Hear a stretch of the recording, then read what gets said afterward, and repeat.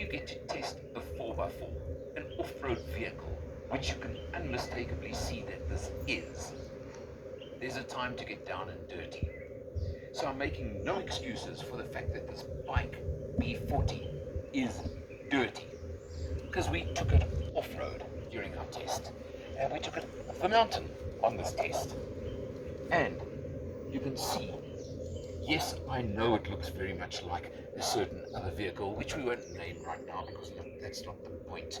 But look at the big squared front end, your projection headlights over here, your nice dirty muddy fog lights, the front skid plate over there, which is being inspected by our little one over here right now. That's the tow bar. That's the towing point over there. Okay, Gigi. Yeah, that's what it is. Squared off over here as well. Look, you can see the cladding around the wheel arches. You've of course got plenty of clearance between these big chunky 17-inch off-road wheels and the wheel arch to make sure that you've got enough room and enough articulation, etc. when you take it off-road. Nice substantial running boards over here. Look at this. Of course, again, harking to certain other vehicles, the exposed door hinges. But you can see over here, you open up the door, let's just look from the side over here. We'll see the inside again in a few minutes, but there are a lot of things I want to show you. For example, on the inside, you've got the outside hinge, you've got the, shall we call it the outdoorsy effect, using these retainers on the doors instead of the traditional inside hinges. You come back over here now, you can see nice raised rear seat, plenty of space in the back, and importantly, aircon vents for rear seat passengers.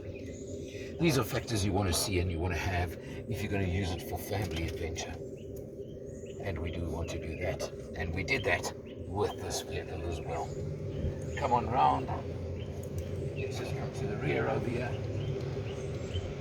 Placing for the spare wheel over here, you can see. Also a matching mag, which is a good factor.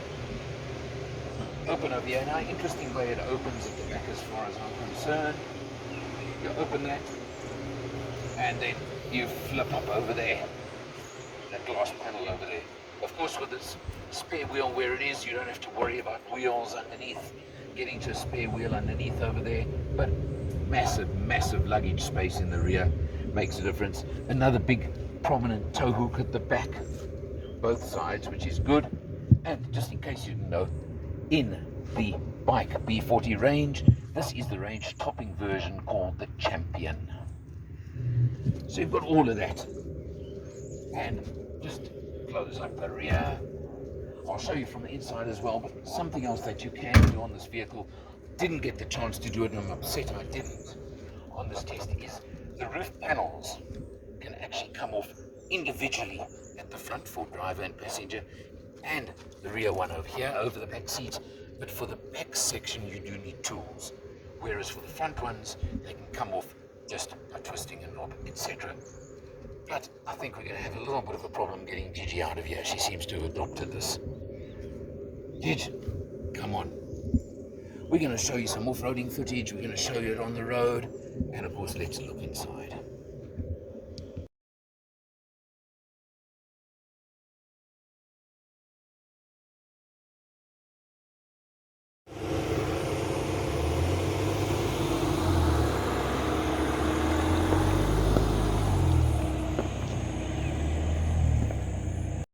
Right now, inside the car, you can see we are coming down the mountain. A fairly tricky little stretch over here, but it's nothing much. And this car just, you can see, we're going over rocks, over bumps, over anything. The biggest test here is actually to avoid the trees and the bushes more than anything else. The rest of it, as far as I'm concerned, I'm leaving to the car because it's doing such a good job of it. Really. But the other thing I've got to say is, what an opportunity out on the farm, out in the country, with a vehicle that can handle coming up the mountain. This is the way to do it as far as I'm concerned. And well, people wanted to know whether the bike can handle it or not, the B40. I'm saying quite honestly, and quite definitely it can handle it. Yes.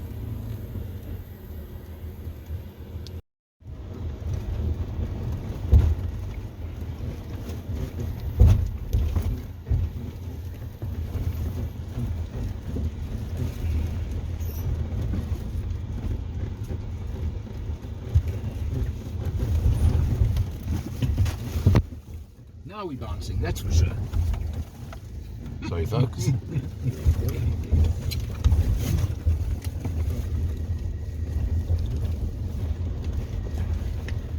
I've got a steering wheel to hold on to. It's the passengers that have it rough.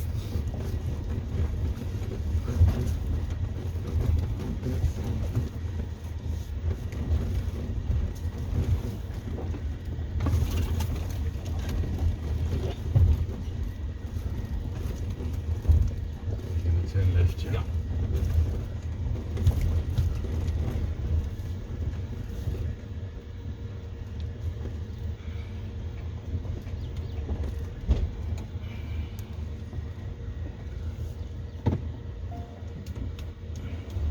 Getting inside and behind the wheel, you can see the instrumentation's basic, but what more do you want?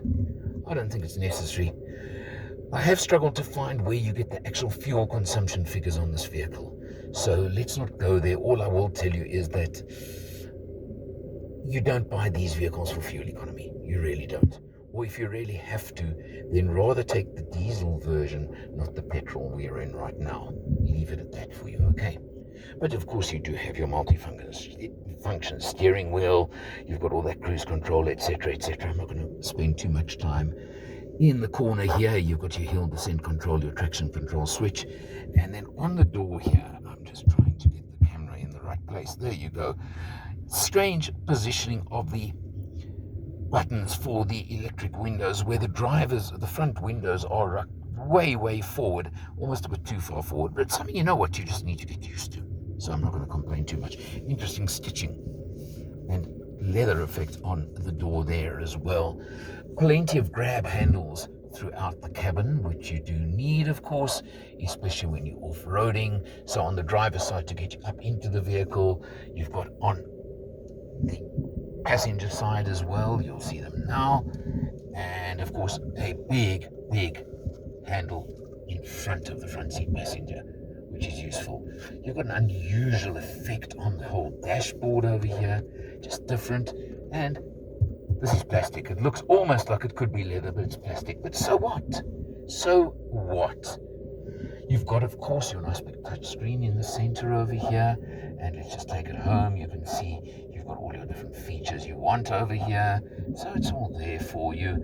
And air conditioner. I'm not going to show you. You know how these things work. Not important.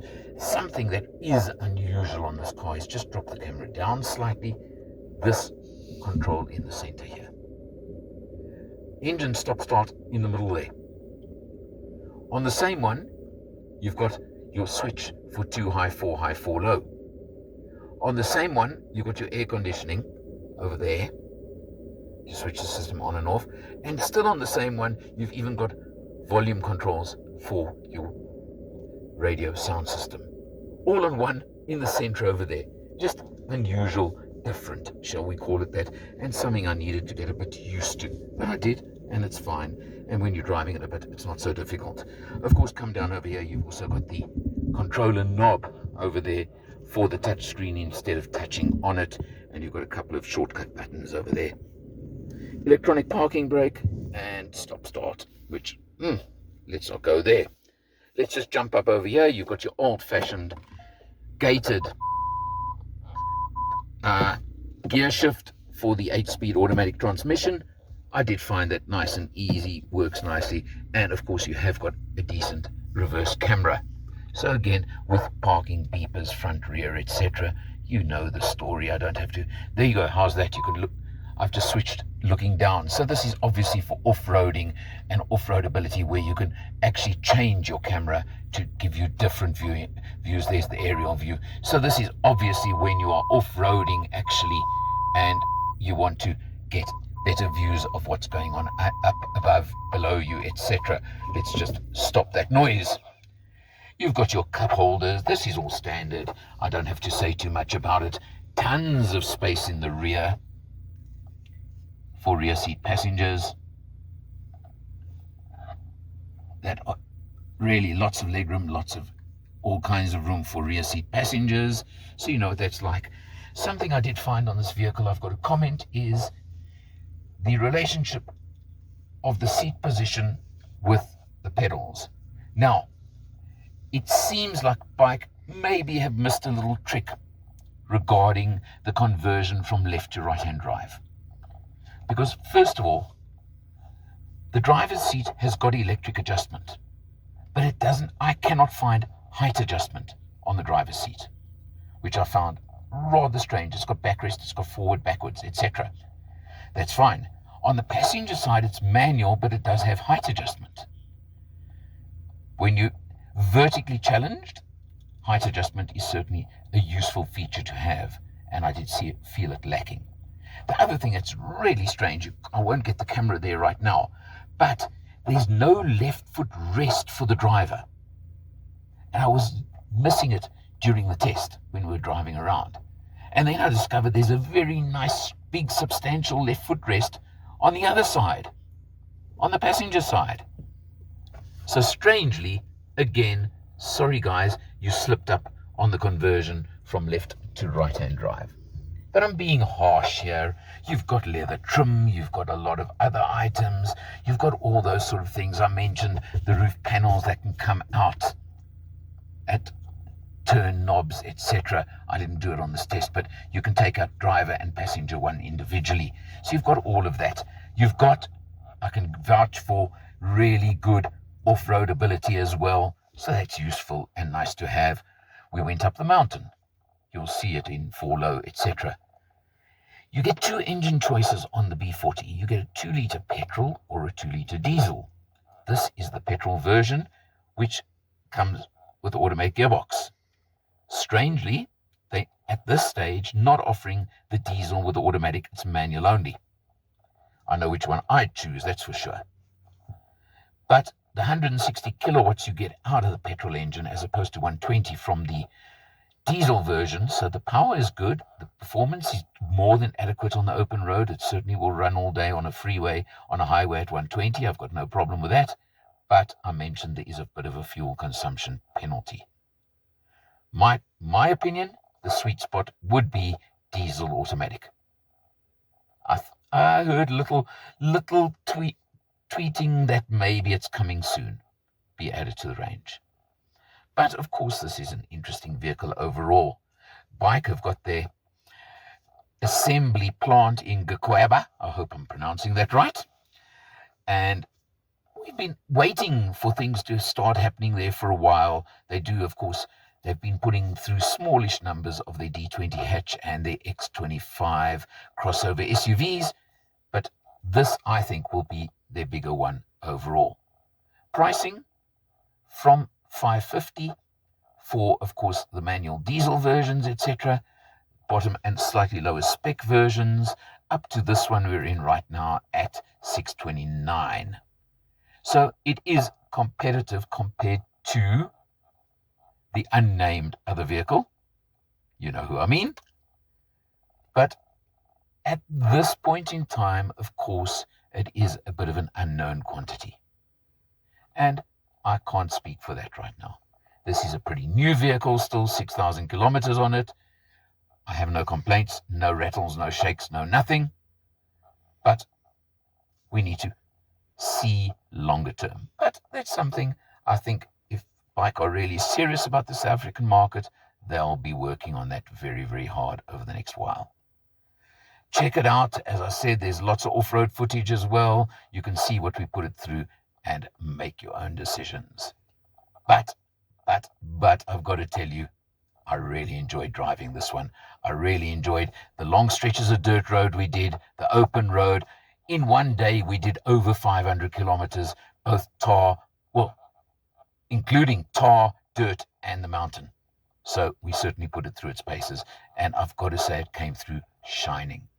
Although the bodywork wasn't shining, that's for sure. For Motivators, I'm Eleanor, and I'll see you next time. you can guess exactly where we are right now. The Gush Valley Farm, back to my happy place. The zebras, the cattle, everything that's here. The motor test facility, as we call it. And it gives me a chance to get out of the city, out to the country, test a good 4x4 while I'm about it. Although this time we even went up the mountain instead, but that was an extra special test on this one. But you can just see there's lots of zebras right in front of us. How's that? And just the place to be as far as I'm concerned. Oh no, when I don't stop like that, on our private little playground where we test 4x4 vehicles in particular.